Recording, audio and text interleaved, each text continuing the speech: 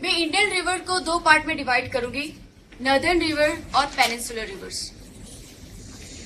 Northern river को study करने के लिए हम तीन पार्ट में डिवाइड करेंगे, जो बड़ी बड़ी रिवर सिस्टम्स हैं, Indus river system, Ganga river system और ब्रह्मपुत्र रिवर सिस्टम। उसके बाद पेनिनसुलर रिवर को मैं दो पार्ट में डिवाइड करूंगी, west flowing rivers and east flowing reverse.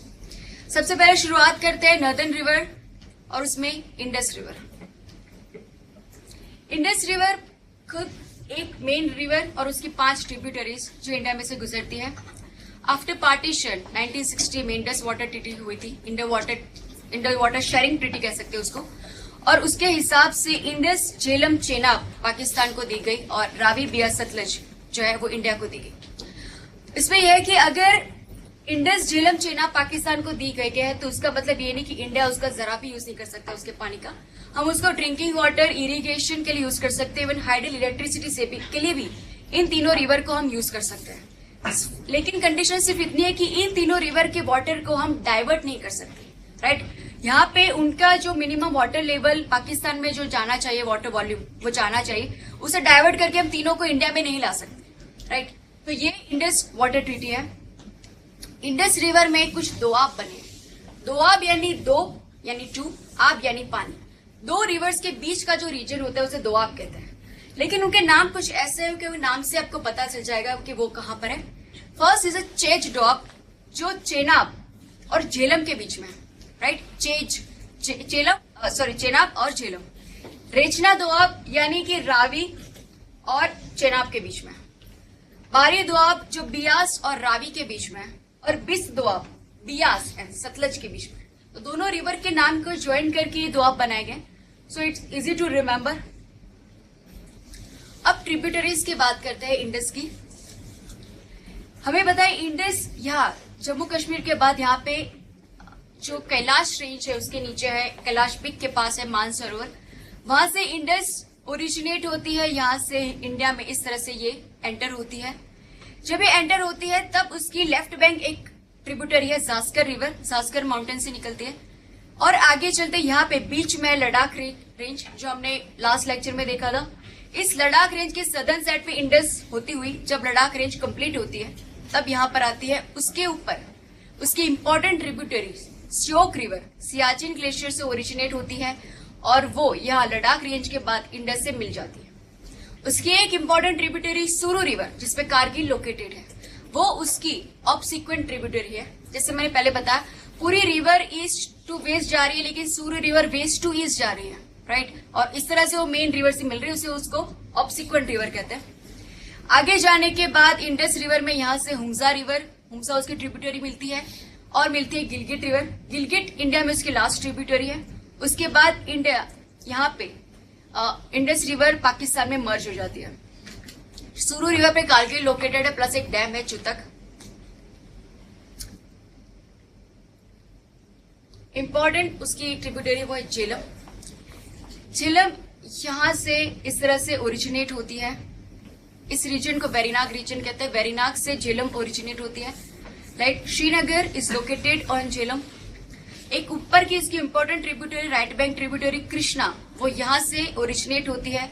Around India Pakistan border पे वो उससे मर्ज होती है। ये कृष्णा वाटर या कृष्णा रिवर जो है वो लास्ट ईयर न्यूज में थी, बिकॉज इंडिया ने कृष्ण गंगा जो रिवर है उसके ऊपर डैम बनाया था, और उस डैम की वजह से पाकिस्तान ने इंडिया पे जो है वो केस किया था इंटरनेशनल कोर्ट ऑफ आर्बिट्रेशन में। एक्चुअली केस इस प्रकार का था कि हमें पता है कि जो इंडस वाटर ट्रीटी है उसमें ये झेलम रिवर है वो पाकिस्तान को दी गई। इसका मतलब यह कि हम झेलम रिवर के पानी को इंडिया में डाइवर्ट नहीं कर सकते।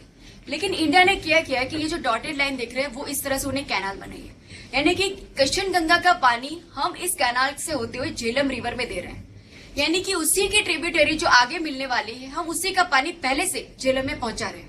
यानी कि मेन रिवर जब पाकिस्तान में एंटर होगी तब उसका पानी का वॉल्यूम में कुछ डिफरेंस नहीं आएगा, राइट। यहां से पास होते हुए इंडिया जो है यहाँ पे इस कैनाल में हाइडल इलेक्ट्रिसिटी पैदा करता है, और इसकी वजह से ये थोड़ा सा डाइवर्जन करने की वजह से पाकिस्तान ने ये क्लेम किया कि इंडिया ने इंडस वाटर ट्रीटी का जो है वायोलेशन किया है, और इसीलिए इंटरनेशनल कोर्ट ऑफ आर्बिट्रेशन में उसने केस किया।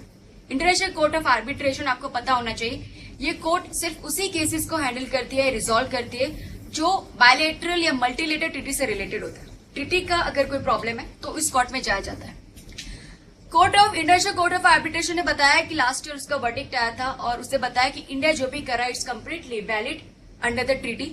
इंडिया यहां से डाइवर्ट कर रहा है, मेन रिवर में वो जा रहा है। सिर्फ इतना बताया कि इंडिया जिस टेक्निक से ये डैम जो डेवलप किया उस टेक्निक को बदलना है, अदरवाइज इट्स रियली ओके। अब ये पाकिस्तान ने ऐसा पहली बार नहीं किया है कि इंडिया के खिलाफ इस तरह की वाटर डिस्प्यूट का वायोलेशन लिखकर गया है। आगे हम देखेंगे चेनाब रिवर पे भी बगलीहार डैम बनाया था, उस टाइम पे भी पाकिस्तान ने इंटरनेशनल कोर्ट ऑफ आर्बिट्रेशन में इंडिया के अगेंस्ट में केस किया था। उस बार भी वो हार गया था, इस बार भी हार गया, लेकिन वो नहीं सुधरेगा एंड उसे कोई भी मौका मिलेगा तो वो केस करता ही रहेगा। चेनाब रिवर उसकी ट्रिब्यूटरी, उसके दो हेडवर्ड ट्रिब्यूटरीज है, चंद्रा और भागा। चंद्रा और भागा दोनों मिलके चेनाब रिवर बनती है। चंद्रा जो रिवर है जोजिला पास यहाँ पे है, वहां से निकलती है, और भागा जो रिवर है वो बारालापचला यहाँ पे एक पास है, वहां से निकलती है। दोनों चंद्रा और भागा मिलके चेनाब रिवर बनाती है। यहाँ पे भी मैंने जैसे बताया बगलीहार डैम है, यहाँ पे दुल्हास्ती डैम है, सलाल डैम है। आप इन सारे डैम्स के लोकेट कीजिएगा अपने मैप में, अपने एटलास में। उसके बाद की ट्रिब्यूटरी रावी। रावी जो है हिमाचल प्रदेश में रोहतांग पास है, रोहतांग पास से निकलती है। यहाँ पे ऊपर है पीर पंजर रेंज, नीचे है धौलाधर रेंज। तो पीर पंजर और धौलाधर के बीच में से ये रावी रिवर है वो पास होती है, हम देख सकते हैं यहाँ पे। और फिर ये चंबा जो है वो इस रावी रिवर पे located. Chamba is very famous hill station, वो इस रावी रिवर पे लोकेटेड है। उसके बाद है बियास। बियास भी हिमाचल प्रदेश के उस रोहतांग पास से ही निकलती है। रावी उससे नॉर्थ साइड से निकलती है, बियास उसके सदर्न साइड से निकलती है, राइट। और बियास जो है पूरी की पूरी इंडिया में है और वो सतलज रिवर से नीचे पंजाब में हरिके के पास मर्ज हो जाती है, राइट। इस एंटायरली इन इंडिया। बियास की एक ट्रिब्यूटरी है परबाती, वहां उस परबाती रिवर पे कुल्लू लोकेटेड है। उसके बाद सतलज इंडस की तरह मानसरोवर लेक, कैलाश रेंज को मानसरोवर लेक, वहां से सतलज जो है वो ओरिजिनेट होती है। इंडिया में शिप किला पास में से वो निकल के यहाँ पे इंडिया में एंटर करती है। उसके ऊपर ही थोड़ी सी ऑरेंज लाइन देख रहे हैं, वो उसकी इंपॉर्टेंट ट्रिब्यूटरी है, स्पीटी उसका नाम है। उसके बाद सतलज इस तरह से पूरी हिमाचल प्रदेश और पंजाब से पास होती हुई पाकिस्तान में मिल जाती है। नेपथा जाखरी डैम सतलज पर लोकेटेड है। Prelim 2009 question, which one of the following rivers does not originate in India? Beas हमने देखा हिमाचल प्रदेश के रोहतांग में से ओरिजिनेट होती है। चिनाब, चंद्रा एंड भागा हमने देखा दोनों हेडवर्ड्स जोजिला पास और बारालापचला पास जम्मू एंड कश्मीर वहीं से ओरिजिनेट होती है। रावी रोहतांग पास से ओरिजिनेट होती है। सतलज मानसरोवर लेक इन तिब्बत वहां से लोकेट होती है, ओरिजिनेट होती है, तो answer will B Sutlej. Prelim 2006 question, from north to south, which one of the following is the correct sequence of given rivers in India? Shyok, Spiti, Zanskar, Sutlej. श्लोक मैंने बताया इंडस की ट्रिब्यूटरी है जो नदर्न साइड पर आती है। स्पीटी सतलज की ट्रिब्यूटरी है लेकिन सतलज से नदर्न साइड पर है। जास्कर इंडस की ट्रिब्यूटरी है लेकिन श्लोक पहले आएगी, फिर इंडस आएगी और फिर नीचे आएगी जास्कर। श्योक, जास्कर, स्पीटी, सतलज, या पहले आएगी नॉर्थ में जास्कर, श्लोक, सतलज, स्पीटी, या होगी जास्कर, सतलज, श्लोक और स्पीटी। तो सबसे पहले मैं देखूंगी तो इंडस से भी ऊपर आएगी श्योक, राइट। तो श्योक पहले है तो सी और डी तो पहले मैं कैंसिल कर दूंगी। श्लोक पहले आएगी, श्योक उसके बाद इंडस आएगी और इंडस के बाद आएगी जास्कर। तो श्योक के बाद आएगी जास्कर, सतलज के ऊपर की उसकी Spiti and then Sutlej. So answer will be b. Indus river system को हमने कंप्लीट कर लिया। Now will see the Ganga system. Ganga Gangotri glacier में से ओरिजिनेट होती है, लेकिन गंगोत्री में से जो ओरिजिनेट होती है उसे भागीरथी कहते हैं, नॉट गंगा। और भागीरथी एक और रिवर अलकनंदा से मिलती है, उसके बाद वो गंगा कहलाती है। अब ये अलकनंदा जो रिवर है वो बद्रीनाथ में से ओरिजिनेट होती है। हमारे जो 4 धाम है वो यहाँ पर आ जाएंगे। सबसे पहले मैं बद्रीनाथ से या अलकनंदा से स्टार्ट करूंगी। बद्रीनाथ से अलकनंदा जो है वो ओरिजिनेट होती है, वो आगे जाके धौली गंगा रिवर से मिलती है। और धौली गंगा और अलकनंदा जहां पे मिलते हैं उसे विष्णु प्रयाग कहते हैं। दोनों ही कंबाइंड फिर अलकनंदा के नाम से जानी जाएगी। अलकनंदा जब आगे चलती है तब एक पिंडर रिवर, एक पिंडर ग्लेशियर है, वहां से एक पिंडर रिवर निकलती है और अलकनंदा से मर्ज होती है। जहां पे अलकनंदा और पिंडर मिलते हैं उसे कर्ण प्रयाग कहते हैं। कंबाइनली फिर वो अलकनंदा कहलाएगी। फिर अलकनंदा एक और रिवर मंदाकिनी से मिलेगी। मंदाकिनी ओरिजिनेट होती है केदारनाथ से, तो केदारनाथ से जो मंदाकिनी मिलेगी और बद्रीनाथ से जो अलकनंदा आएगी, उनका जो मर्जिंग होगा, मीटिंग प्लेस होगा, उसे रुद्रप्रयाग कहते हैं। कंबाइनली फिर भी वो अलकनंदा कहलाएगी। और अलकनंदा और भागीरथी जहां पे मर्ज हो गए उसे देवप्रयाग कहते हैं। These are all prayags and all the dhams of our India, right. ये प्रयाग आप याद रख सकते हैं, कौन कौन सी रिवर किस प्रयाग पे मिल रही है। रुद्रप्रयाग, देवप्रयाग, राइट। यहाँ पे देवप्रयाग के बाद जो रिवर है वो गंगा के नाम से जानी जाती है। उसके बाद वो प्लेन रीजन में हरिद्वार के पास से वो एंटर करेगी। गंगा की लेफ्ट बैंक ट्रिब्यूटरी बहुत सारी है, उसकी राइट बैंक ट्रिब्यूटरी बहुत ही कम है, राइट। लेफ्ट बैंक ट्रिब्यूटरी से उसकी रामगंगा, गोमती, घाघर, गंडक और कोसी। राइट बैंक ट्रिब्यूटरी है यमुना, सोन और हुगली। वन बाय वन इसे स्टडी करते हैं। First of all left bank tributaries के बारे में हम जानते हैं। रामगंगा, गोमती, घाघर या सरयू, गंडक और कोसी। इस सबसे डार्केस्ट लाइन है वो गंगा है, वो गंगोत्री से ओरिजिनेट होती है। उसके बाद सबसे पहली यहाँ पे एक रिवर छोटी सी ट्रिब्यूटरी है रामगंगा, उत्तराखंड में से निकलती है, इंडिया में से, ये पूरी की पूरी इंडिया में है, ये रामगंगा है। उसके बाद एक रिवर है, सॉरी, उसके बाद यहाँ पे नीचे गोमती आएगी, यूपी, नॉर्दर्न यूपी में से ओरिजिनेट होती है, राइट। उसके बाद घाघर नेपाल तिब्बतन बॉर्डर में से ये निकलती है। उसकी एक ब्रांच इंडिया और नेपाल के बॉर्डर पर आती है, काली रिवर, और दूसरी करनाली। काली और करनाली इंडिया में आकर घाघर बनती है और इंडिया में यहाँ पे मिलती है। उसके बाद गंडक रिवर तिब्बत में से निकलती है, नेपाल को क्रॉस करती हुई इंडिया में। एंड देन कोसी रिवर, वो भी अराउंड नेपाल तिब्बतन बॉर्डर से निकलती है, इंडिया में मर्ज होती है। This are all the left bank tributaries of Ganga. सबसे पहले चलते हैं रामगंगा एंड गोमती पे। ये यूपी का मैप है, इसके ऊपर आप देखेंगे यहाँ पे उत्तराखंड है और यहाँ पे है पूरा नेपाल। रामगंगा यहाँ उत्तराखंड में से निकलती है और यहाँ पे गंगा पे मिलती है। यहाँ पे उत्तराखंड में गढ़वाल रीजन से वो निकलती है, राइट। गोमती नॉर्दर्न यूपी से निकलती है और यहाँ पे यूपी में मिलती है। लखनऊ जो है वो गोमती पे लोकेटेड है, right. Both entirely originate in India, entirely located in India. उसके बाद की घाघर। घाघर जैसे मैंने बताया उसकी हेडवर्ड स्ट्रीम काली और करनाली से मिलती है। करनाली यहाँ पे मानसरोवर के सदर्न साइड पे एक पीक है गुरला मांदाता। गुरला मांदाता से करनाली जो है वो ओरिजिनेट होती है, राइट। और यहाँ पे इंडिया या उत्तराखंड और नेपाल के बॉर्डर पे यहाँ से काली रिवर निकलती है। नेपाल में उसे काली कहते हैं, इंडिया में आते हैं उसे शारदा या सरयू कहते हैं। ये काली और करनाली मिलके घाघर रिवर बनती है। और एक इसकी tributary left bank tributary Rapti, वो इस तरह से मिलती है, राइट। हेडवर्ड स्ट्रीम काली करनाली। अयोध्या, फैजाबाद, राइट, ये दोनों ही सिटीज जो है वो घाघर रिवर पे लोकेटेड है। अयोध्या आप कह सकते हैं शारदा या सरयू पे लोकेटेड है, जो उसकी ट्रिब्यूटरी है। उसके बाद गंडक रिवर।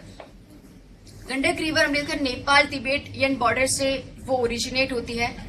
काली, गंडक, त्रिशूली, ये सारी उसकी ट्रिब्यूटरी है, लेकिन ये सारी ट्रिब्यूटरी नेपाल में है, सो इट्स ओके कि हम उसमें ज्यादा ध्यान ना दें उसकी ट्रिब्यूटरी पे।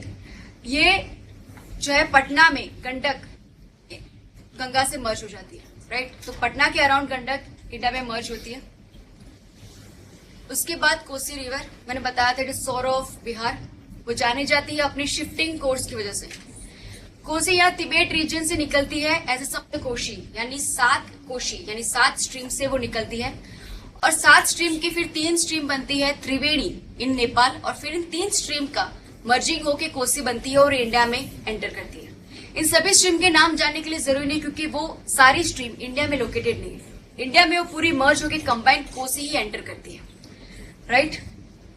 हमने देखा था कि कोसी जो है काफी हिली रीजन से पास होती है, सिर्फ बहुत ही छोटा सा प्लेन रीजन उसे मिल पाता है। यहाँ पे कोसी जो रिवर है उसका वॉल्यूम बहुत ही ज्यादा है पानी का, और पूरे हिली रीजन से पास होते हुए उसके पास सेडिमेंट से बहुत ज्यादा होता है। इसलिए जैसे प्लेन रीजन में आती है बहुत ज्यादा वॉल्यूम और सेडिमेंट यहाँ पे डिपोजिट होता है, और इसीलिए बहुत ही जल्दी इस सेडिमेंट के डिपोजिशन की वजह से उसका जो बेसिन है, रिवर बेसिन, बहुत ही जल्दी उसकी डेप्थ कम हो जाती है, शैलो बन जाता है, और इसीलिए उसका जो कोर्स है, रिवर कोर्स, वो चेंज होता रहता है, शिफ्टिंग कोर्स होता है, और इसीलिए उसकी फ्लड के लिए जानी जाती है। उसका कोई परमानेंट, इसका कोई रिवर कोर्स नहीं है कोसी का। उसके बाद हम चलेंगे right bank tributaries, important Yamuna, then Son and then Hooghly. सबसे पहले चलते हैं यमुना। यमुना, यहाँ पे यमुनोत्री ग्लेशियर है, उसका एक पीक है बंदरपूछ पीक। तो उस पीक के अराउंड ये यमुना हमारी ओरिजिनेट होती है, राइट। उसकी इंपॉर्टेंट ट्रिब्यूटरी है टोंस। टोंस यहाँ ऊपर बहुत ही छोटी सी ट्रिब्यूटरी है, उसकी राइट बैंक ट्रिब्यूटरी है, नॉर्थ में बंदरपूछ के पास से ही निकलती है ये। उसके बाद यमुना की इंपॉर्टेंट ट्रिब्यूटरीज जो हमने विंध्यन रेंज में देखा था, चंबल, सींध, बेटवा और केन, ये यमुना की राइट बैंक ट्रिब्यूटरीज हैं, राइट। चंबल जो मेन रिवर है उसकी एक ट्रिब्यूटरी बनास, वो यहाँ पे अरवल्लीज में से निकलती है। उसके अलावा चंबल की काली सिंध, परबाती, ये सारी ट्रिब्यूटरीज विंध्यन से निकलती है। देन सिंध, बेटवा की ट्रिब्यूटरी धसल, केन, ये सारी जो ट्रिब्यूटरीज हैं they are originate from Vindhyan range. हमने अभी जाना चंबल किस लिए जाने चाहते हैं, चंबल के बेडलैंड से, राइट। यहाँ पे जो सॉइल या गली इरोजन हो चुका है उसके लिए। Important second right bank tributary of Ganga, Son. Son हमने देखा था अमरकंटक प्लेट्यू में से निकलती है। अमरकंटक प्लेट्यू में से 2 रिवर्स निकलती है, नॉर्दर्न साइड पे सोन, सदर्न साइड से नर्मदा। नॉर्दर्न साइड पे इस तरह से सोन निकलती है, अमरकंटक प्लेट्यू के ऊपर है बाघेलखंड प्लेट्यू, और वहां पे लोकेटेड है छोटी सी हिल कैमूर हिल्स। इन दोनों का बाईपास करती हुई लेफ्ट हैंड साइड से सोन निकलती है, और फिर पटना के पास यहाँ गंगा में वो मर्ज होती है। सोन की एक दूसरी ट्रिब्यूटरी है, वो यहाँ पे इस बाघेलखंड और कैमूर हिल्स से राइट हैंड साइड पर एक और हिल है रामगढ़ हिल्स, वहां से निकलती है, वो है रिहांद, इसकी ट्रिब्यूटरी, इंपॉर्टेंट ट्रिब्यूटरी उसकी, और वो सोन से मर्ज होती है। इस रिहांद पे गोविंद वल्लभ पंत सागर डैम इस पे लोकेटेड है। इसकी और एक ट्रिब्यूटरी मैंने बताई थी नॉर्थ कोयल, जो छोटा नागपुर प्लेटू से निकलती थी, राइट। साउथ कोयल जो थी वो ब्रह्माणी की ट्रिब्यूटरी थी। Hooghly river, third important right bank tributary of Ganga. मैंने पहले बताया था कि हुगली जो है वो डिस्ट्रीब्यूटरी है, राइट। ट्रिब्यूटरी वो होती है जो मेन रिवर में अपना पानी कंट्रीब्यूट करती है, कहीं और से वो निकलती है और पानी मेन स्ट्रीम में जो है कंट्रीब्यूट करती है। डिस्ट्रीब्यूटरी उससे उल्टा काम करती है, मेन रिवर से पानी निकाल लेती है और खुद ही अपना कोर्स बना के मर्ज हो जाती है। तो ऐसी उल्टी ट्रिब्यूटरी को डिस्ट्रीब्यूटरीज कहते हैं। तो वैसे ही यहाँ पे हमारा जो गंगा है, जैसे ही वो यहाँ पे बांग्लादेश में एंटर करती है, उससे पहले यहाँ पे हुगली उसकी डिस्ट्रीब्यूटरी बनती है।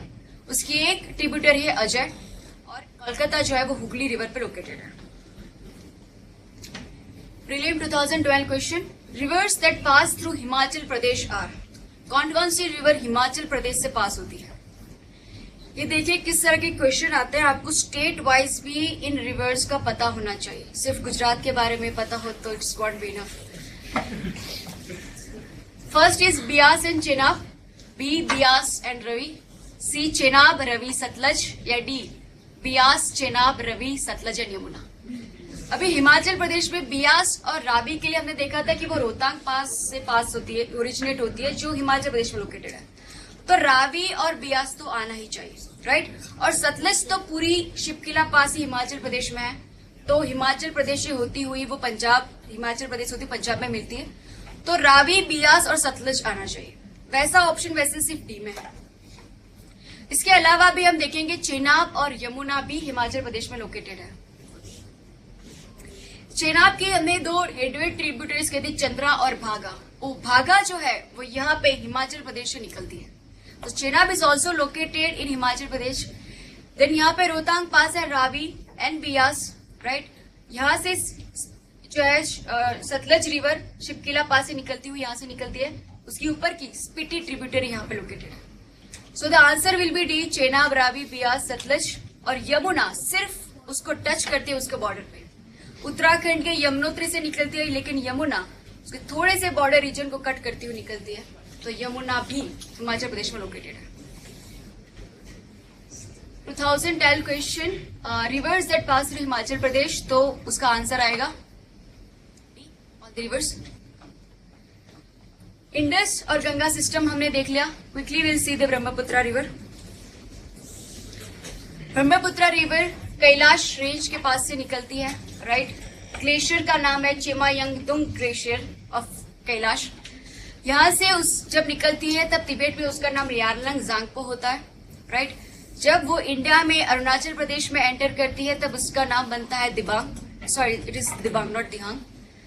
और फिर जब वो सदिया में यानी यहाँ पे आसाम में एंटर होती है सदिया के पास में, तब उसका नाम ब्रह्मपुत्रा बनता है।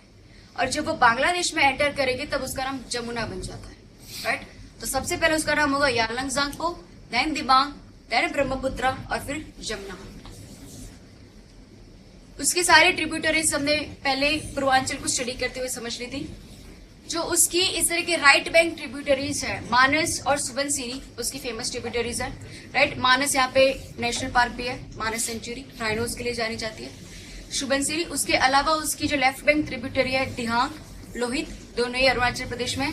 देन धानसिरी एंड कपिली, ये दोनों उसकी रिवर है। हमने देखा था कि ये जो ट्रिब्यूटरीज है नॉर्दर्न साइड पे वो हिमालयाज में से आती है, बहुत स्टीप स्लोप से जो है वो गुजरती है। लेकिन ये ट्रिब्यूटरीज लो लाइन या कम हाइट वाली पूर्वांचल में से निकलती है, फिर आसाम के प्लेन में से पास होती है, इसलिए ग्रेजुअल स्लोप बनाती हुई निकलती है। तो this are the tributary of Brahmaputra. Brahmaputra फिर यहां से बांग्लादेश में एंटर करती है एज ए जमुना। गंगा और जमुना कंबाइनली कॉल पद्मा। फिर पद्मा में और एक रिवर मेघना बांग्लादेश की मिलती है और कंबाइन ये सारी रिवर नोन एज मेघना। और मेघना नाम से वो बे ऑफ बंगाल में मर्ज होती है। तो पहले बनती है गंगा जमुना से पद्मा, पद्मा और मेघना से मेघना, और then it merges to bay of Bengal, right. Bay of Bengal में जो गंगा और ब्रह्मपुत्रा का डेल्टा बनता है, उसे हम पहले भी देखा था, इसे कहते हैं सुंदरबन डेल्टा, राइट। बहुत ही डिसेक्टेड है, one of the largest delta in the world. 2014 question, consider this rivers, river Barak, river Lohit, river Subansiri, which of the above flows और फ्लो थ्रू अरुणाचल प्रदेश। अब लोहित और सुबनसिरी ब्रह्मपुत्रा की ट्रिब्यूटरीज है और हमने देखा कि वो अरुणाचल प्रदेश से ही निकलती है। लेकिन what about Barak? Barak river Brahmaputra की कोई ट्रिब्यूटरी नहीं है, वो एक इंडिपेंडेंट रिवर है जो नागा हिल्स से निकलती है, इस तरह से आसाम से होते हुए, मिजोरम से होते हुए यहाँ पे म्यांमार में जाती है और म्यांमार के बाद वो बे ऑफ बंगाल में मर्ज होती है। यहाँ पे आप देख सकते हैं it is in Naga hills या नागालैंड में लोकेटेड है। वो अरुणाचल प्रदेश में बरक रिवर जो है लोकेटेड नहीं है। तो आंसर सिर्फ होगा बी, यानी कि लोहित और सुबनसिरी। नॉर्दर्न रिवर्स हमने देख ली। एक छोटा सा ब्रेक लेते हैं 10 मिनट्स और हम पेनिनसुलर रिवर को स्टार्ट करेंगे। नॉर्दर्न रिवर्स को हमने देख लिया इंडियन रिवर्स में। अब हम चलते हैं पेनिनसुलर रिवर की तरफ। पेनिनसुलर रिवर्स को दो पार्ट में हम डिवाइड कर सकते हैं, west flowing rivers and east flowing reverse.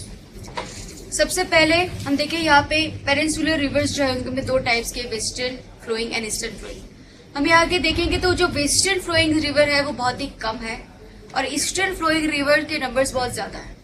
उसका रीजन हमने देखा था जब हमने हिस्ट्री पढ़ी थी कि जब वेस्टर्न घाट्स का डेवलपमेंट हुआ तो इंडियन प्लेट जो है वो इस तरह से वेस्ट टू ईस्ट टिल्टेड हुई थी और उसकी वजह से जो पूरे पेनिनसुला का या सदर्न पेनिनसुला ले सकते हैं आफ्टर सतपुरा या विंध्या, पूरा स्लोप कुछ इस तरह से बना था कि साउथ ईस्ट की तरफ हमारा प्लेटू जो है वो टिल्टेड है और इसकी वजह से यहाँ पे जो भी रिवर ओरिजिनेट होती है मोस्टली सारी यहाँ पे इसी तरह से फ्लो होते हुए साउथ ईस्ट फ्लो को स्लोप को वो फॉलो करते हुए बे ऑफ बंगाल में मिलती है, राइट।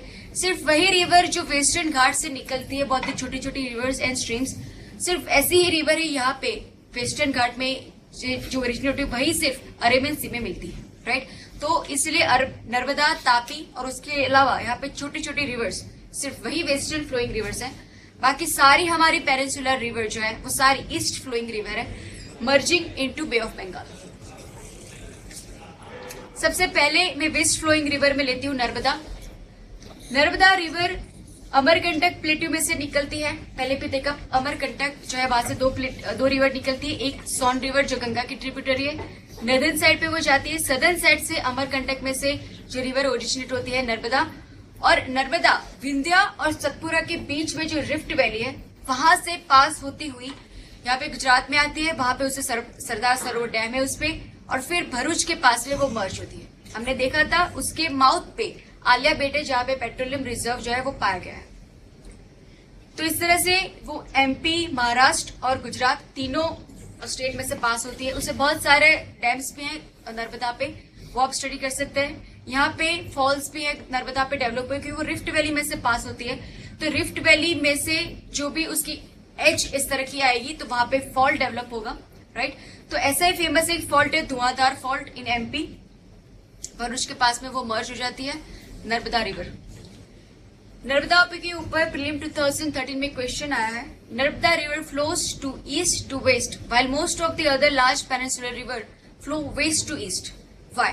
यानी नर्मदा ही सिर्फ क्यों ईस्ट टू वेस्ट जाती है, बल्कि और सारी पेनिनसुलर रिवर तो वेस्ट टू ईस्ट जाती है। It occupies linear rift valley, इसकी वजह से, क्योंकि it flows between Vindhya and Satpura, क्योंकि इसका लैंड स्लोप वेस्ट की तरफ है फ्रॉम सेंट्रल इंडिया। अब देखिए, अगर विंध्या और सतपुरा के बीच में से पास होती है तो ये नहीं बताती कि उसका स्लोप या वो वेस्टर्न की साइड पे जाने चाहिए, ईस्टर्न की साइड पे जानी चाहिए, राइट।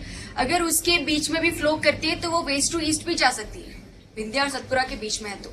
लेकिन नर्मदा जो है वो ऐसी रिफ्ट वैली में से पास होती है जो विंध्या और सतपुरा के बीच में, जिसका स्लोप उस तरह से है कि वो अरेबियन सी से मिलती है। रिफ्ट वैली में होना यानी बनी बनाई हुई वैली जो है वो पहले से बनी हुई होती है और वहां से नर्मदा पास होती है। उसे खुद वहां पे ज्यादा इरोजन करने का स्पेस नहीं होता है, राइट। तो वैली को फॉलो करते हुए नर्मदा पास होती है, राइट, इसीलिए वो वेस्ट टू ईस्ट जाती है। So the answer will be A, one only. 2009, at which one of the following places do two important rivers of India originate?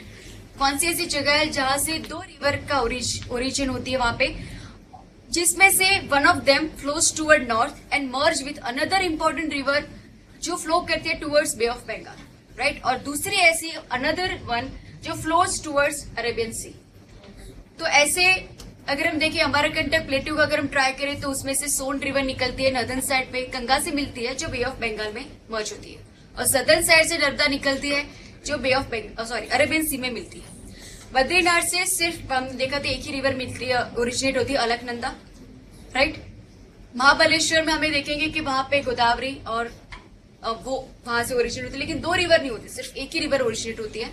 Nashik, ये नासिक यानी त्र्यंबकेश्वर, वहां से कावेरी ओरिजिनेट होती है, लेकिन ये सारे सिर्फ एक ही रिवर ओरिजिनेट होती है। तो आंसर विल बी, जो फिट होता है हमारे क्वेश्चन में, वो है ए, अमरकंटक प्लेट्यू।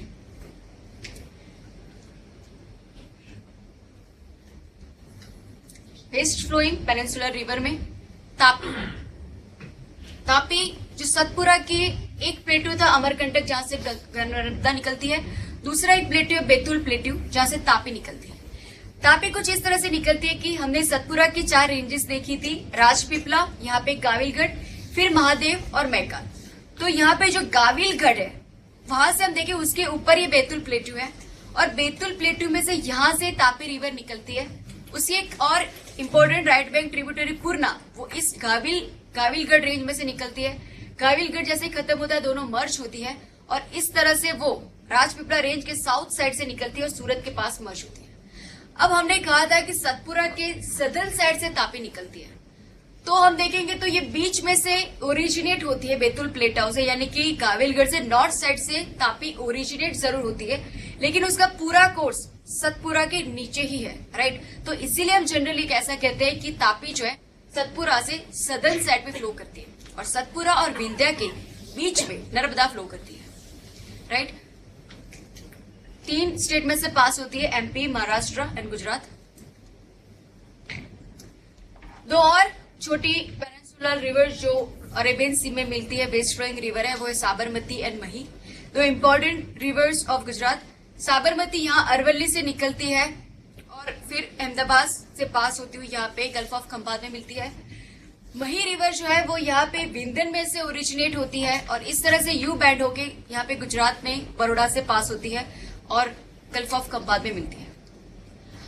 उसके बाद की दो और छोटी छोटी पेनिनसुलर रिवर जो रिवर्स गोवा के लिए इंपॉर्टेंट है और वो रिवर्स है मांडोवी एंड जुआरी। ये गोवा का मैप है और यहाँ पे ऊपर देख सकते हैं छोटी सी रिवर है मांडोवी और नीचे रिवर है जुआरी। ये दोनों ही वेस्ट फ्लोइंग रिवर है। यहाँ पे वेस्टर्न घाट लोकेटेड है, वेस्टर्न घाट से ओरिजिनेट होती है और अरेबियन सी से मिलती है। कर्नाटक की इंपॉर्टेंट रिवर, कर्नाटक के ऐसी रिवर जो वेस्ट फ्लो करती है, यानी कि यहाँ पे जो वेस्टर्न घाट है वहां से ऐसी रिवर ओरिजिनेट होती है कर्नाटका में। ऊपर है काली नदी, उसके बाद शरावती और फिर नेत्रावती रिवर। ये जो शरावती रिवर है वहां पे इंपॉर्टेंट फॉल है जॉग फॉल, जो इंडिया का सबसे हाईएस्ट फॉल है, और शरावती। उसके बाद केरला की इंपॉर्टेंट वेस्ट फ्लोइंग रिवर हमने पहले देखा पेरियार रिवर जो अन्नामलाई से निकलती है। पेरियार रिवर यहाँ पे वेम्बनाड लेक के माउथ के पास मर्ज होती है। Periyar river is important for Kerala in irrigation, hydel electricity के लिए भी पेरियार रिवर इम्पोर्टेंट है। उसके बाद नीचे एक रिवर है कार्डेमम से हिल से निकलती है पंबा रिवर, जो वेम्बनाड लेक के यहाँ पे ओरिजिन जहाँ पे दिख रहा है वहां पे मर्ज होती है। Two important river Pamba and Periyar जो वेस्ट फ्लोइंग रिवर है। तो आप ये देख सकते हैं कि बहुत ही छोटी छोटी रिवर्स हैं जो वेस्टर्न घाट से निकलती है generally, except Narmada and Tapi, और अरेबियन सी से मिलती है। इनकी लेंथ इतनी कम है कि इनके पास अलुवियल डिपॉजिट जो बनना चाहिए वो होता ही नहीं है, राइट। इसलिए वो बड़े से डेल्टा वो क्रिएट नहीं कर पाती। अब हम चलते हैं ईस्ट फ्लोइंग रिवर्स पे जो कंपेरेटिवली लार्ज रिवर्स है। लेकिन ईस्टर्न साइड से फर्स्ट शुरुआत करते हैं हम दामोदर रिवर से। यहाँ पे वेस्ट बंगाल रीजन में दामोदर रिवर है। हमने जियोलॉजिकल हिस्ट्री में देखा था कि यहाँ पे रिफ्टिंग हुई थी, राइट। कोल रिजर्व मिलते हैं। छोटा नागपुर प्लेट्यू से बैराकर उसकी ट्रिब्यूटरी और दामोदर खुद दोनों इस छोटा नागपुर प्लेट्यू से ओरिजिन होते हैं और यहाँ से वेस्ट बंगाल से पास होते हुए यहाँ पे सुंदरबन एरिया के अराउंड वो मर्ज होती है। आयरन एंड स्टील इंडस्ट्री के लिए पूरा रीजन जाना जाता है बिकॉज उस आयरन एंड कोल रिजर्व। उसके बाद की स्वर्ण रेखा बैतराणी और ब्रह्माणी रिवर्स, यहाँ वेस्ट बंगाल के बाद में यहाँ पे उड़ीसा रीजन और वेस्ट बंगाल के बीच में ये सारे रिवर्स लोकेटेड है। ये रिवर भी छोटा नागपुर प्लेट्यू में से ओरिजिन होती है। हमने देखा था छोटा नागपुर प्लेट्यू रेडियल ड्रेनेज है, राइट। छोटा नागपुर प्लेट्यू के दो रीजन बने, ऊपर का northern region Hazaribagh plateau, south का है रांची प्लेट्यू। तो सुवर्ण रेखा जो है यहाँ पे पहली वो रिवर यहाँ इस रांची प्लेट्यू से निकलती है, राइट। उसके बाद छोटी सी रिवर है बैतराणी, वो यहाँ पे छोटा नागपुर प्लेट्यू का जो सदर्न एज है, हमने कहा था गरजात हिल, गरजात हिल छोटा नागपुर प्लेट्यू का एज है, right. It's not a separate hill. इसी तरह यहाँ पे ऊपर होगा राजमहल हिल्स जो छोटा नागपुर का नॉर्दर्न ईस्टर्न साइड की एज है। तो इसी तरह की जो सदर्न एज है गरजात हिल्स, वहां से बैतराणी निकलती है। उसके बाद की इंपॉर्टेंट जो रिवर है ब्रह्माणी, ब्रह्माणी की दो ट्रिब्यूटरीज जो है वो भी छोटा नागपुर प्लेट्यू से निकलती है। एक तो हमने देखी थी साउथ कोयल, राइट। नॉर्थ कोयल हमने देखी थी वो सोन, ऊपर की सोन जो रिवर है उसकी ट्रिब्यूटरी थी, और हमने देखा था कि साउथ कोयल वो ब्रह्माणी की ट्रिब्यूटरी है, वो सदर्न साइड पे इस तरह से मूव करती है। तो ब्रह्माणी की जो हेडवर्ड ट्रिब्यूटरी है साउथ कोयल और शंख दोनों ही छोटा नागपुर प्लेट्यू से ओरिजिन होती है। तो ये रिवर थी सुवर्ण रेखा, बैतराणी और ब्रह्माणी। उसके बाद Mahanadi river, Mahanadi river is most important river of Odisha. Mahanadi river की बहुत सारी ट्रिब्यूटरीज हैं जो अलग अलग जगह से ओरिजिनेट होती है, राइट। उसकी जो इसकी लेफ्ट बैंक ट्रिब्यूटरी इंपॉर्टेंट है शिवनाथ, हसदो एंड मंद, और उसकी राइट बैंक इंपॉर्टेंट ट्रिब्यूटरी ओंग और तेल। यहाँ जो महानदी है उसके ऊपर जो इंपॉर्टेंट डैम लोकेटेड है वो हीराकुंड डैम, राइट। यहाँ पे तालचेर करके एक थर्मल पावर स्टेशन है, वो उसके कोल रिजर्व के लिए भी ये रीजन जाना जाता है। उसके बाद ऋषिकुल्या रिवर, महानदी के नीचे जो चिल्का लेक है उसके नीचे बहुत ही छोटी सी ये ऋषिकुल्या रिवर पास होती है, राइट। उसका जो यहाँ पे ओरिजिन है वो नयागढ़ हिल है, वहां से ओरिजिनेट होती है। उसका माउथ जिसे गंजम कोस्ट कहते हैं, यहाँ पे ये एरिया वो जाना जाता है ऑलिव रिडली टर्टल्स के मास हैचिंग के लिए। ऑलिव रिडली टर्टल्स, पहले तो आपको डिफरेंस पता होना चाहिए between turtles and tortoise. Tortoise यानी ऐसे कि जो लैंड में रहते हैं, यानी कि जो लैंड पे रहने वाले जो होते हैं उसे टर्टल्स कहते हैं, और जो पानी में रहते हैं, उन्हें टॉर्टोइस कहते हैं। सॉरी मैंने उल्टा कहा। Turtle living in the ocean and tortoise living in the on the land. जो टर्टल्स है उसमें ये ऑलिव रिडली जो टर्टल की स्पीसीज है, उन टर्टल्स में सबसे ज्यादा पॉपुलेशन अगर जिसकी हो तो वो है ऑलिव रिडली टर्टल्स। ये ऑलिव रिडली टर्टल्स सिर्फ ट्रॉपिकल वाटर में पाए जाते हैं, पैसिफिक, अटलांटिक, इंडियन ओशन के ट्रॉपिकल वाटर्स में ही ये ऑलिव रिडली टर्टल्स पाए जाते हैं। इनका आईयूसीएन स्टेटस एंडेंजर्ड है।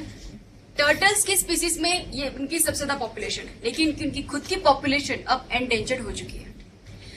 ऑलिव रिडली टर्टल्स की एक खासियत यह है कि ये बहुत ही ज्यादा ग्रुप में ट्रैवल करते हैं और पूरे की थाउजेंड्स ऑफ फीमेल उनके ग्रुप की एक साथ मास हैचिंग करती है। उनकी एक सीजन होती है, कोस्टल रीजन पे वो आती हैं और इतने ज्यादा thousands of female turtles come to the coast and they do mass hatching. इस यूनिक थिंग को उनको कहते हैं अरिबाड़ा।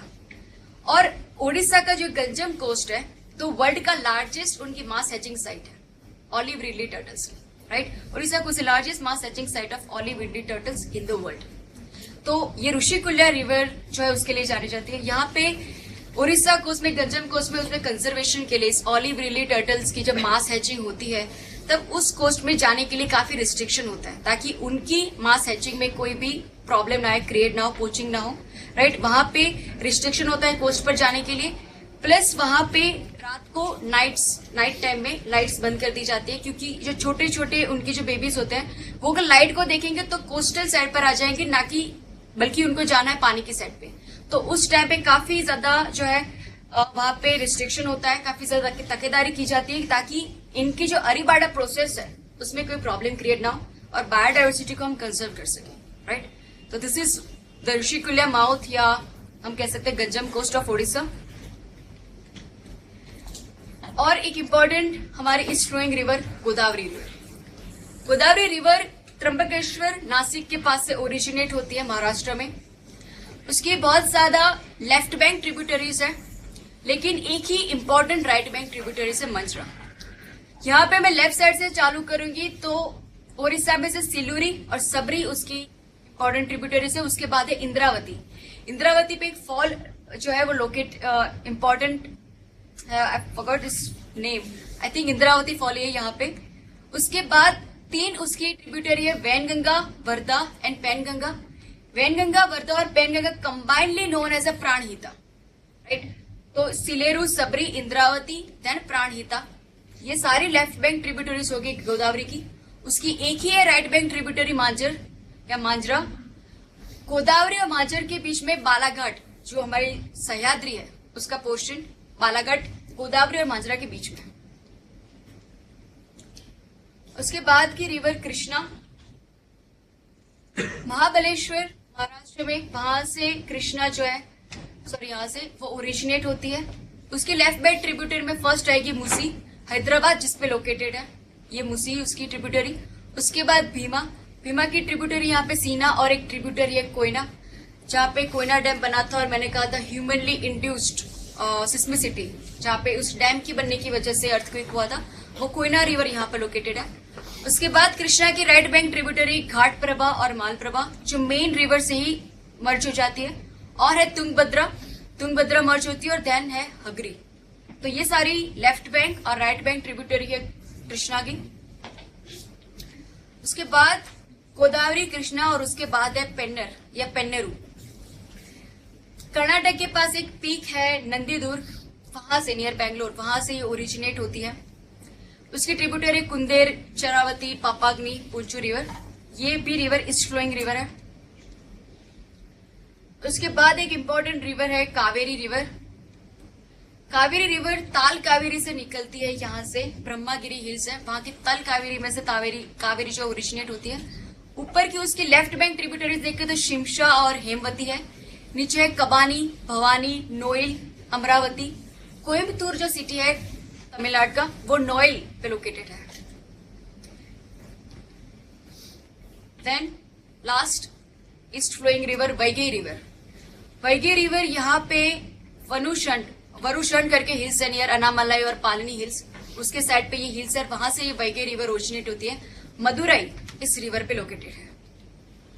ये ड्राई चैनल है, कभी कभी डिसअपेयर होती है, रीअपेयर होती है, ज्यादा पानी का वॉल्यूम इसमें रहता नहीं, तो समर में ड्राई रहती है एंड अपीयर रीअपेयरिंग ये होती रहती है।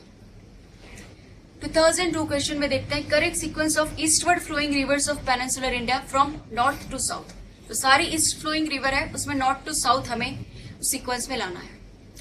सुवर्ण रेखा, महानदी, गोदावरी, कृष्णा, पेन्नर, कावेरी और Vaigai.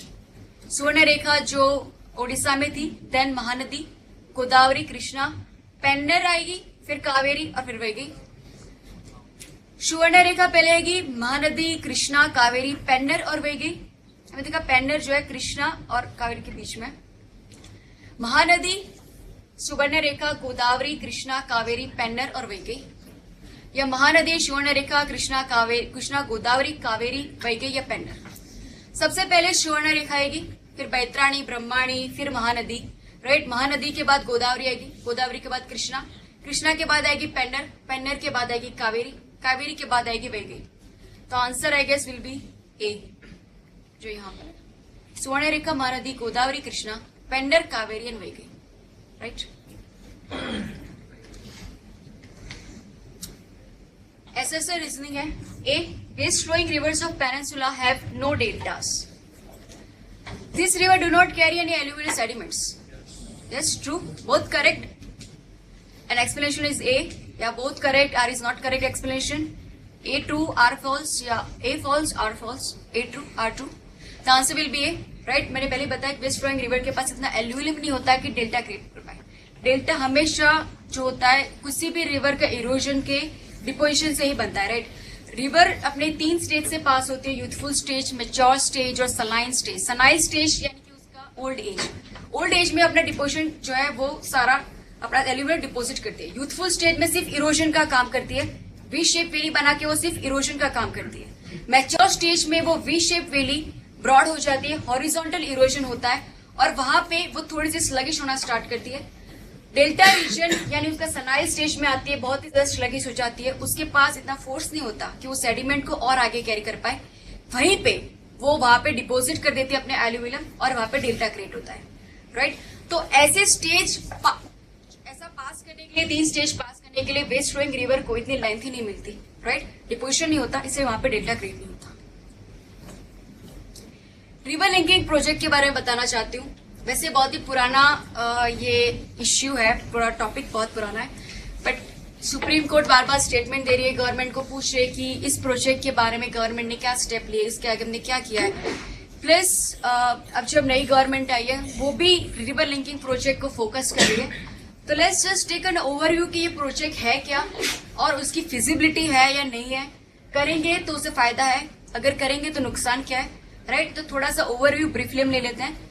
The river linking project first time 19th century में उसे रेकमेंड किया था सर आर्थर कॉटन ने, ब्रिटिश ने उसे रेकमेंड किया था। इसका एम यह है कि जो हमारी नर्दर्न रिवर्स है, राइट, हमें पता है कि उनका वॉल्यूम वो पेरिनियल रिवर है, 12 महीने वहां पे पानी रहता है, तो उन रिवर के सरप्लस को हम सदर्न रिवर में ला सकते हैं, जो हमारी पेनिनसुला रिवर है। हम नर्दर्न रिवर और सदर्न रिवर को कनेक्ट कर दे ताकि नर्दर्न रिवर का सरप्लस को हम पेनिनसुलर रिवर में ट्रांसफर कर पाए, राइट, ताकि वहां पे पानी की जो है पानी मिलने की ज्यादा जो है प्रॉब्लम सॉल्व कर पाए। उसके बाद KL राव जो मिनिस्ट्री ऑफ वाटर रिसोर्स उस टाइम पे थी, वहां पे भी उन्होंने रेकमेंड की थी गंगा कावेरी लिंक, इन्हें गंगा और कावेरी को लिंकिंग करना। एक और पायलट थे दिनशा दस्तूर, उसने भी इस तरह की कैनाल बनाने की बात की थी, एक गार्लैंड कैनाल, यानी कि पहले तो नर्दर्न रिवर को आप कनेक्ट कर दो सारी और सदर्न रिवर को सारी कनेक्ट कर दो और फिर उन दोनों रिवर को हम कनेक्ट करेंगे। तो इस सारे प्रोजेक्ट को रिवर लिंकिंग प्रोजेक्ट कहते हैं। इस प्रोजेक्ट में जो फाइनल हुआ है वो ये है कि गंगा का पानी या ब्रह्मपुत्र का जो पानी है उसे हम सदर्न साइड पे, ईस्ट और वेस्ट साइड पे हमें देना है यूजिंग 14 कैनाल्स। दूसरी चीज हमें ये करनी कि सारी पेनिनसुलर रिवर्स जो है उनको हमें 16 कैनाल से कनेक्ट करना है, राइट। तो पहले सदर्न रिवर्स को 16 कैनाल से कनेक्ट करो, नर्दर्न रिवर को 14 कैनाल से कनेक्ट करते हुए सदर्न रिवर्स को दो। तो टोटली देखिए आप कितनी कैनाल्स बनानी पड़ेगी। लार्जेस्ट, अगर ये प्रोजेक्ट हमने एक्सिक्यूट कर दिया तो it will be the largest inter linking ऐसा कोई रिवर बेसिन का प्रोजेक्ट बनेगा वर्ल्ड में, अगर एग्जीक्यूट किया गया तो। लेकिन हमारे इंडिया में अगर कोई प्रोजेक्ट का एग्जीक्यूशन, उसकी जो पेस इतनी ज्यादा स्पीड में होती है हमारे यहाँ की, इस पूरे प्रोजेक्ट को खत्म करने में 50 to 100 ईयर्स लग जाएंगे। इतनी ज्यादा कैनाल से डैम्स बनाने पड़ेंगे, लेकिन इससे 35 गीगावाट्स तक की एनर्जी भी हम प्रोड्यूस कर सकते हैं। It's quite big amount of energy. उसके फायदे क्या होंगे? फर्स्ट ऑफ ऑल तो हमें फ्लड और ड्रॉट को मैनेज कर पाएंगे, राइट? जहां हमने देखा कोसी रिवर है, गंगा यमुना में जो फ्लड आता रहता है, तो सरप्लस रिवर को हम सदर्न इंडिया में ले जाएंगे जहां पे पानी की शॉर्टेज रहती है, पानी की डेफिसिट होती है, तो वहां पे फ्लड कमाएंगे। प्लस अगर ड्रॉट रीजन है, जैसे गुजरात है, राजस्थान है, नीचे तेलंगाना प्लेटू है, रायलसीमा रीजन है, वो सारे ड्राई रीजन है, वहां पे हम पानी दे पाएंगे, तो वहां पे ड्रॉट की प्रॉब्लम हम सॉल्व कर पाएंगे। इरिगेशन नेटवर्क को एक्सपांड कर पाएंगे, तो हमारे एग्रीकल्चर के लिए भी बहुत फायदा होगा, राइट? इरिगेशन का भी लेवल हमारे यहाँ बहुत ही कम है। ड्रिंकिंग वाटर सप्लाई भी ज्यादा हम दे पाएंगे सभी जगहों पे। 3 फेवर है, लेकिन उसके आगे से बहुत ज्यादा चैलेंजेस हैं। सबसे पहले हमने कहा कि नॉर्दर्न रिवर की जो सरप्लस वाटर है उससे हम सदर्न रिवर में लाएंगे, लेकिन नॉर्दर्न रिवर में सरप्लस कब होता है? मॉनसून सीजन में, राइट? समर सीजन जब आएगा तब नॉर्दर्न रिवर के वाटर में सरप्लस नहीं होगा। हाँ, पानी होगा बिकॉज मेल्टिंग ऑफ ग्लेशियर्स, लेकिन वो सरप्लस रिवर पे नहीं होगा कि उसे सदर्न साइड पे लाया जाए, राइट? और जब मॉनसून के सीजन में सदर्न साइड पे पानी लाएंगे, तो मॉनसून सीजन में तो सदर्न रिवर में भी वाटर सरप्लस होगा। तो दोनों ही नॉर्दर्न और सदर्न रिवर का जो सरप्लस वाटर का टाइमिंग है वो एक ही है, राइट? तो इसीलिए ऐसा भी नहीं होगा कि समर में सरप्लस हुआ तो हमें वहां पे नॉर्दर्न टू साउथ कर पाएंगे। इसीलिए यहाँ पे फर्स्ट प्रॉब्लम तो यह आएगा कि कब हम सरप्लस को नॉर्थ टू साउथ ले जाएंगे। सेकंड, इतने सारे डैम्स एंड कैनाल्स जो क्रिएट कर रहे हैं, सबसे पहले इकोलॉजिकली डैम्स और कैनाल्स क्रिएट करना ये बहुत बड़ी प्रॉब्लम है। इकोलॉजिकली और फ्लड को अगर हमें रोकना है, तो फ्लड को रोकने के लिए भी डैम्स और canal it's not the proper option. मैंने पहले बताया कि रिवर को अगर हम डैम करते हैं, अगर यहाँ पे हम बैरेज क्रिएट करते हैं, तो उसके नेचुरल फ्लो को हम ब्लॉक करते हैं। इसकी वजह से उसकी जो रिवराइन इकोलॉजी है, उसके जो फिश है, सारी उसकी जो भी बायोडाइवर्सिटी है, उसको वो डैमेज हो जाती है। उसके बाद ब्लॉक करते हैं, उसका सारा सेडिमेंट बैरेज के पास ब्लॉक हो जाता है। और फ्लड टाइम पे जब वो फ्लड गेट ओपन किए जाते हैं, सारे सेडिमेंट एक साथ हम ऊपर डाउन स्ट्रीम भेजते हैं, तो ऊपर से फ्लड जो होता है वो डैम्स ज्यादा वर्स्ट करते हैं। फ्लड जो है डैम्स और कैनाल से रोके नहीं जा सकते। और डैम्स और कैनाल्स क्रिएट करने के बाद जितना क्रिएशन में जितना खर्चा होता है, उतना ही उनके मेंटेनेंस में खर्चा होता है। क्योंकि कैनाल्स अगर हम बनाते हैं तो रिवर की सेडिमेंट्स उस कैनाल्स को जो उसके डेप्थ कम करते जाते हैं, और इसीलिए कैनाल्स में ईयरली बेस पे वहां पे ड्रेजिंग की जाती है, उनको सेडिमेंट्स को निकाला जाता है, राइट? और it is also very difficult process. तो कैनाल्स और dams are not good option for flood and drought processes. एक सबसे इंपॉर्टेंट इसके अगेंस्ट में जो आर्ग्यूमेंट है वो है ज्योग्राफिकल आर्ग्यूमेंट। हम नॉर्दर्न रिवर को पेनिनसुलर रिवर को कनेक्ट करने की बात कर रहे हैं। अब नॉर्दर्न रिवर नॉर्दर्न प्लेन्स में लोकेटेड है, लोअर रीजन, और पेनिनसुला जो सदर्न रिवर है प्लेट्यू में, उसके ऊपर लोकेटेड है। नॉर्दर्न रिवर के सरप्लस को सदर्न साइड पे जाने के लिए हमें नॉर्दर्न रिवर की रिवर्स को, उनके पानी को पंप करके प्लेट्यू में पहुंचाना पड़ेगा। और उस पंपिंग में आप सोचिए कितनी डिफिकल्टी है, कितना चैलेंजिंग है। इतनी बड़ी गंगा यमुना रिवर्स की, इतने बड़े कैनाल्स को, इतने बड़े वॉल्यूम ऑफ वाटर को हम किस तरह पंप करके प्लेट्यू रीजन में ले जाके हम गोदावरी या पेनिनसुला रिवर से कनेक्ट करेंगे। उस पंपिंग में बहुत ज्यादा एनर्जी जाएगी हमारी। हमने कहा कि 35 गीगावाट्स एनर्जी प्रोड्यूस करेंगे, लेकिन मोस्ट ऑफ द एनर्जी इस पंपिंग में चली जाएगी और हमें हाथ में बहुत ही कम एनर्जी मिलेगी। उसके बाद जब डैम्स और कैनाल बनाने होते हैं तब सबसे ज्यादा नुकसान फॉरेस्ट का होता है, विलेजेस का होता है, फार्मर्स और ट्राइबल कम्युनिटीज का होता है। इतनी ज्यादा 14 और 16 कैनाल्स जब बनाएंगे, डैम्स बनाएंगे, तो सोचिए कितनी ज्यादा फॉरेस्ट का सबमर्जेंस होगा। उसमें रहने वाले ट्राइबल कम्युनिटीज, उनका रिलोकेशन, उनका रिहेबिलिटेशन, राइट? इवन विलेजेस जो सबमर्ज होंगे, उनका एग्रीकल्चर फर्टाइल लैंड हमारा सबमर्ज होगा। तो कितनी ज्यादा कैनाल्स और डैम्स में हमारे विलेज और फॉरेस्ट सबमर्ज हो जाएंगे। और एमपी के साइड पे जो हमारा फॉरेस्ट है, ट्रॉपिकल डेसिडुअस फॉरेस्ट, वो सबसे ज्यादा हमारा फॉरेस्ट कवर है। तो वहां पे अगर कैनाल्स बनेगी तो हमारे इकोलॉजी के लिए भी डैमेज है। पहले बताया blocking of rivers, damage to riverine ecosystem.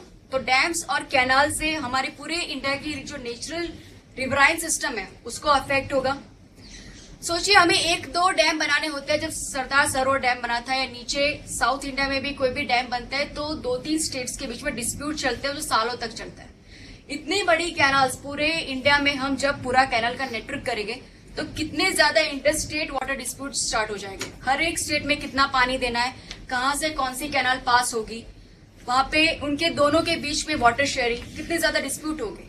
Plus जो हमारी रिवर है, जो इंटरनेशनल रिवर है, जो रिवर्स तिब्बत में से निकलती है, नेपाल में से निकलती है, भूटान से क्रॉस होती हुई आती है या पाकिस्तान में जाती है, उन सभी कंट्रीज के साथ हमें कंसल्टेशन करना पड़ेगा। और सबसे ज्यादा कंसल्टेशन करना पड़ेगा बांग्लादेश के साथ, क्योंकि अगर गंगा और ब्रह्मपुत्र का पानी हम डाइवर्ट कर रहे हैं तो पानी कम पहुंचेगा बांग्लादेश में। तो बांग्लादेश के साथ भी हमें वाटर शेयरिंग ट्रीटी करनी पड़ेगी, कंसल्टेशन करना पड़ेगा, राइट। तो पूरा जो इंटरलिंकिंग प्रोजेक्ट आप देखिए, फुल ऑफ चैलेंजेस। जितना फायदा है उससे अगेंस्ट में बहुत ज्यादा चैलेंजेस भी हैं, geographical challenges, political challenges, economical challenges, right. तो पूरा लिंकिंग जो रिवर लिंकिंग प्रोजेक्ट है, it is nearly impossible to execute.